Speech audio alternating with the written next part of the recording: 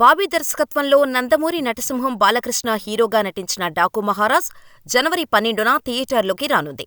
ఇప్పటికే promotions start చేసిన makers అమెరికాలోని డల్లాస్లో గ్రాండ్గా ప్రీ రిలీజ్ ఈవెంట్ నిర్వహించారు. అలాగే లేటెస్ట్గా రిలీజ్ అయిన ట్రైలర్ సినిమాపై అంచనాలు పెంచేసింది. ఖచ్చితంగా బాలయ్య ఖాతాలో మరో బ్లాక్ బస్టర్ ఖాయమని డాకు మహారాజ్ కోసం ఎదురుచూస్తున్నారు నందమూరి ఫ్యాన్స్.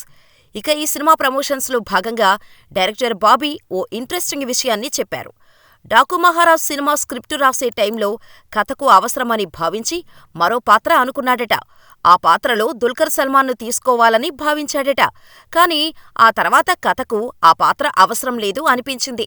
అందుకే దుల్కర్ సల్మాన్ డాకు మహారాజులో నటించలేదు అంటూ బాబీ చెప్పుకొచ్చాడు. కానీ ఈ సినిమాలో కొత్త ప్రపంచాన్ని చూస్తారని, ప్రేక్షకులకు ఖచ్చితంగా కొత్త అనుభూతిని ఇస్తుందని బాబీ తెలిపాడు.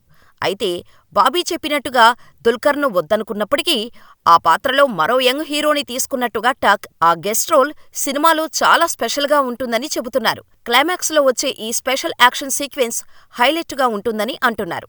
దీంతో ఈ పాత్రలో నటించిన యంగ్ హీరో ఎవరా అనేది ఆసక్తికరంగా మారింది.